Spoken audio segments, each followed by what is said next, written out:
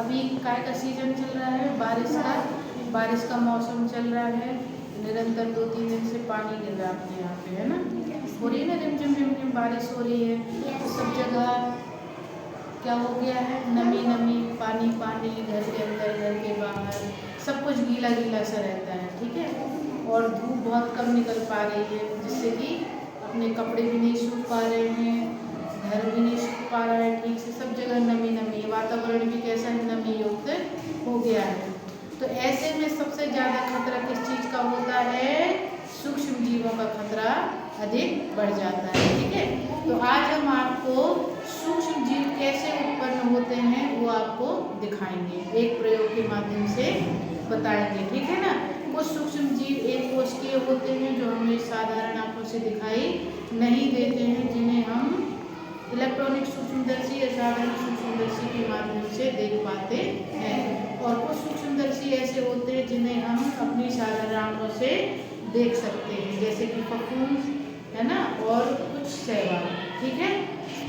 तो ऐसा ही एक प्रयोग आज हम आपको करके दिखाएंगे, ठीक है।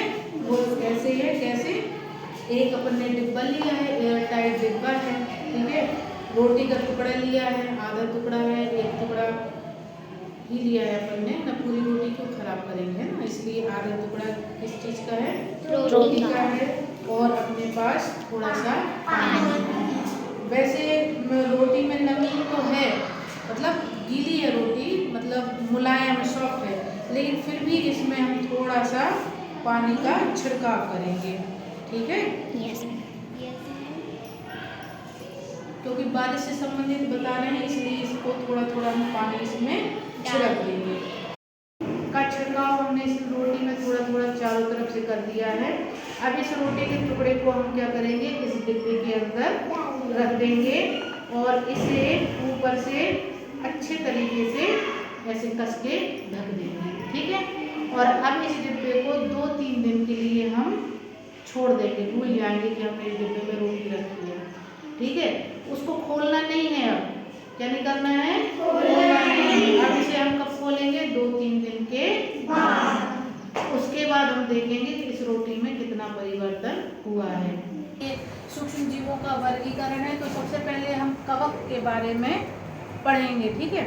तो कवक के लिए हमने 2-3 दिन पहले, बल्कि ज़्यादा ही हो गए, एक प्रयोग किया था, जिसमें अपन ने एक डिब्बे में रोटी का एक टुकड़ा लिया और उस एक रोटी के टुकड़े पर पानी को छिड़क करके इस डिब्बे के अंदर रख के और ढक के रख दिया था। 2-3 दिन का रेस्ट देना था, उसके बाद देखना था कि उस रोटी में क्या परिवर्तन हुए। तो 2-3 दिन से ज़्यादा दिन हो चुके हैं, तो आज हम इस ढक्कन को खोल के देखेंगे कि इसमें क्या परिवर्तन हुए। आओ मानसी, देखते हैं क्या परिवर्तन हुए।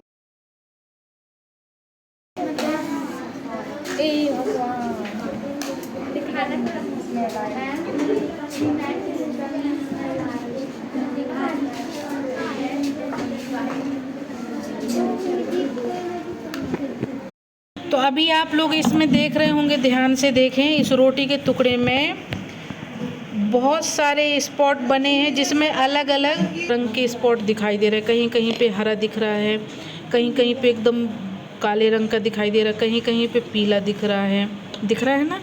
और कहीं कहीं पर थोड़ा थोड़ा सा भूरा सा, एकदम सफ़ेद सा ये दिखाई पड़ रहा है ना। तो ये सब क्या है, ये कवक की श्रेणी में आते हैं। कवक, ये फंगस लग गई इसमें, है ना, फफूंद लग गई है।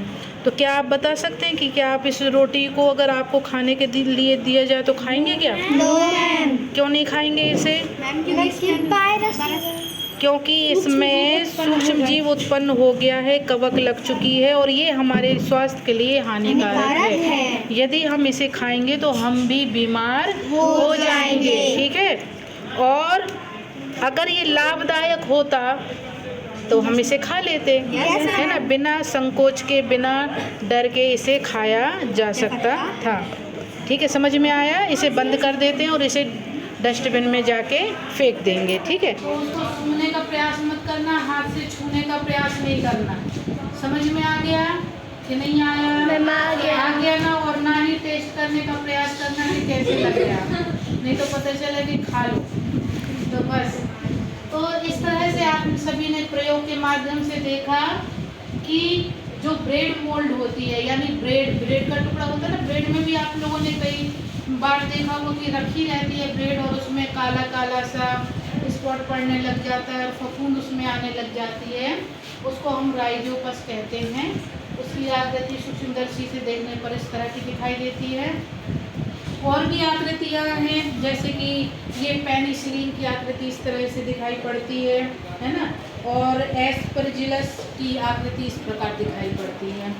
ठीक है, समझ में आ गए सभी बच्चों को? तो कवक जो है हमारे स्वास्थ्य के लिए अच्छे नहीं होते हैं, हानिकारक होते हैं। ठीक है, उसी प्रकार से जीवाणु हैं, कुछ जीवाणु हमारे स्वास्थ्य के लिए अच्छे होते हैं और कुछ स्वास्थ्य के लिए हानिकारक होते हैं। सूक्ष्म जीव मित्र एवं शत्रु। तो आप सभी को पता है सूक्ष्म जीव क्या होते हैं? ऐसे जीव जो हमें अपनी साधारण आंखों से दिखाई नहीं देते, उन्हें देखने के लिए हमें साधारण सूक्ष्मदर्शी या इलेक्ट्रॉनिक सूक्ष्मदर्शी की आवश्यकता होती है। ऐसे सभी जीव सूक्ष्म जीव कहलाते हैं।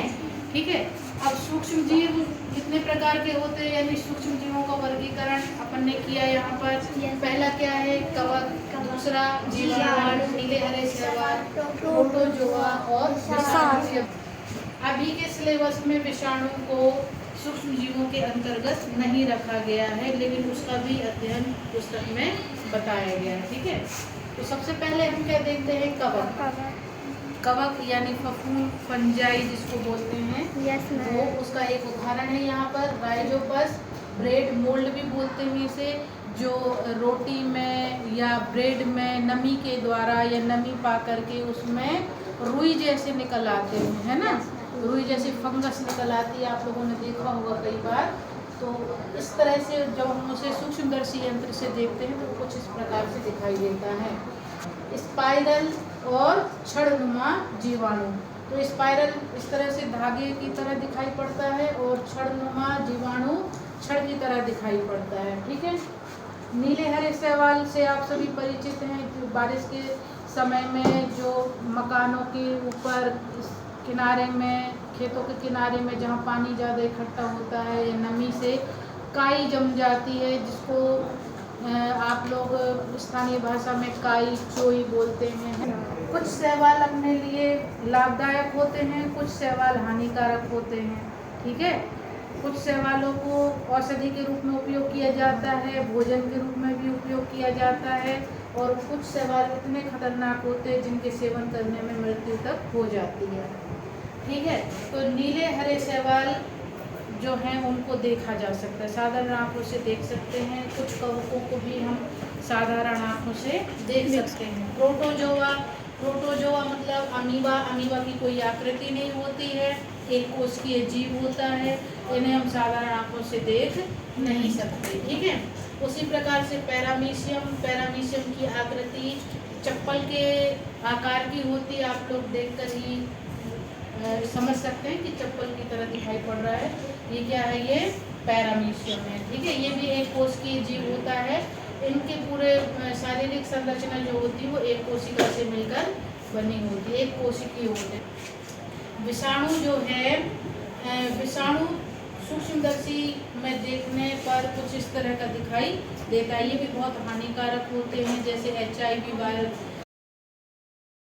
वाले सामान्य रोग। एक बार और दोहरा देते हैं, जैसे नींबू है, नींबू सभी ने देखा है। तो नींबू में कैंकर रोग जो होता है वो जीवाणुओं के माध्यम से होता है, और उसका संचरण का तरीका क्या है? वायु के माध्यम से। ठीक है, तो जीवाणु जो हैं वो वायु में मिक्स होके एक नींबू से दूसरे नींबू के पौधे तक पहुंच जाते हैं। तो आप लोगों ने देखा होगा नींबू में ब्लैक एक स्पॉट सा बन जाता है, धब्बे टाइप के उसमें बन जाते हैं, वो नींबू का कैंकर रोग होता है। गेहूं में रस्ट रोग, ये कवक के द्वारा होता है, और इसका संचरण माध्यम क्या है? वायु एवं बीज, वायु के द्वारा और बीजों के द्वारा। यदि कुछ बीज संक्रमित हैं, काले काले से हो जाते हैं, देखने में फूल से जाते हैं, तो वो संक्रमित बीज कहलाते हैं। यदि वो स्वस्थ बीज के साथ रख दिए जाएं तो बाकी के बीज भी संक्रमित हो जाएंगे। उसी प्रकार से भिंडी में पीक रोग भी वायरस के द्वारा होता है और ये कीटों के द्वारा होता है, कीट यानी कीड़ों के द्वारा होता है। आप लोगों ने देखा होगा कभी कभी भिंडी क्या होती है, एकदम सिकुड़ सी जाती है, मुड़ जाती है, छोटी रह जाती है, बढ़नी विकास नहीं हो पाता और उसके ऊपर गांठ गांठ जैसे उसमें आ जाते हैं। तो ये एक प्रकार का रोग होता है जो भिंडी में पाया जाता है। उसी प्रकार आलूओं में रिंग रॉट नामक एक बीमारी होती है, जिसको जब हम आलू को बीच से जब हम काटते हैं तो उसमें रिंग टाइप का, छल्ले टाइप का बना हुआ दिखाई पड़ता है कई बार। और उसी प्रकार से पिंक आई जो आप लोगों ने देखा होगा ना, पहले पहले 7th क्लास में पढ़ा है, आलू को हम तना कहते हैं या जड़ कहते हैं, यानी जड़ की श्रेणी में आता है आलू या तने की श्रेणी में आता है। तो आलू किसकी श्रेणी में आता है? तने की श्रेणी में आता है। भले जमीन के नीचे पाया जाता है लेकिन आलू क्या होता है? तना होता है, जड़ नहीं होता। क्या होता है? तना होता है। क्यों होता है? क्योंकि आलू में आप लोगों ने यहाँ पे गड्ढे देखे, गड्ढे है ना, और उसमें से अपन आलू कुछ दिन तक रख दो तो उसमें से छोटे छोटे पौधे से निकलना, कलिका टाइप की निकलना शुरू हो जाती है। जो गड्ढे होते हैं वो इसकी आई कहलाती है, मतलब आलू की आँख बोलते हैं उसको, और मतलब आई भी बोलते हैं। तो यहाँ पर इसमें पर्व भी है और पर्व संधि है। पत्तियाँ जिस स्थान पर लगी होती हैं उसको पर्व बोलते हैं और दो पत्तियों के बीच के स्थान को हम पर्व संधि कहते हैं। तो यही गुण आलू में भी पाया जाता है। ठीक है, जिस जगह पे ये आई है, इसकी आँख है, किसकी? आलू की, जहाँ से वो कलिका निकली होती है उस स्थान को पर्व बोलते हैं, और दो आँख के बीच की दूरी को पर्व संधि बोलते हैं। इसलिए इसमें दोनों चीज़ें पाई जाती हैं। क्या क्या? पर्व एवं पर्व संधि दोनों पाई जाती हैं, इसलिए इसको तने की श्रेणी में रखा गया है। तो आलू में जिस जगह पर ये आँख है इसकी, और जब इसमें वो कलिका जब बड़ी होती है वो गुलाबी कलर की होने लगती है। कैसी होने लगती है? गुलाबी। जब ये आलू स्वस्थ होता है तब वो पीले से रंग की या हरे रंग की होती है। अगर वो गुलाबी से रंग की हो रही है तो समझ लो उसमें पिंक आई नामक रोग लग गया है, तो उसे अपन को नहीं लगाना चाहिए। समझ में आ गया? और उसको खाना भी नहीं चाहिए। और कभी कभी आप लोग देखते होंगे मार्केट में जब अपन आलू लेते हैं ना, तो आलू कैसा होता है? हरा होता है ना। तो हरा आलू जो होता है वो अपने स्वास्थ्य के लिए हानिकारक है होता है। हरे आलू को नहीं खाना चाहिए, खरीदना ही नहीं चाहिए हरे आलू को। आ गया ना समझ में? क्योंकि अधिक मात्रा में हरे रंग के आलू को खाने से उसमें अपनी डेथ भी हो सकती है, मृत्यु भी हो सकती है। समझ में आ गया? यानी हरा आलू जो है अपने स्वास्थ्य के लिए अच्छा नहीं होता है। इसलिए जब भी आप मार्केट में लें तो इन बातों का ध्यान रखें कि उनमें पिंक आई ना हो। कि मनुष्यों में जो सूक्ष्म जीवों के द्वारा जो रोग होते हैं वो अलग होते हैं, और पादपों में या पेड़ पौधों में होने वाले रोग अलग होते हैं, लेकिन इन सभी का माध्यम यही है, सूक्ष्म जीव है ना। कवक, जीवाणु, विषाणु, वायरस, बैक्टीरिया, फंगस, यही सभी है। इन्हीं के माध्यम से मनुष्यों में भी विभिन्न प्रकार के रोग होते हैं और पौधों में भी विभिन्न प्रकार के रोग होते हैं। कुछ सूक्ष्म जीव लाभदायक होते हैं, कुछ सूक्ष्म जीव हानिकारक होते हैं। जो सूक्ष्म जीव लाभदायक होते हैं उनको हम मित्र कहते हैं, और जो हानिकारक होते हैं वो शत्रु होते हैं। समझ में आ गया सभी बच्चों को? तो मनुष्यों में होने वाले रोग कौन कौन से थे? क्षय रोग, खसरा, चिकन पॉक्स, पोलियो, हैजा, टाइफाइड, हेपेटाइटिस ए, मलेरिया इत्यादि। और भी रोग हैं, HIV वायरस है, कोरोना है, ये सभी सूक्ष्म जीवों के माध्यम से होने वाले रोग हैं। इनके रोकथाम क्या हैं? साफ सफाई से रहना चाहिए, संक्रमित लोगों से दूर रहना चाहिए, समय समय पर नहाना धोना चाहिए, और समय समय पर जो आवश्यक टीके होते हैं उनको लगवाना चाहिए। और पोलियो का जो डोज होता है वो ज़रूर बच्चों को पिलाना चाहिए। समझ में आ गया? तो कभी भी अपन को टीके लगवाने में आनाकानी नहीं करना चाहिए।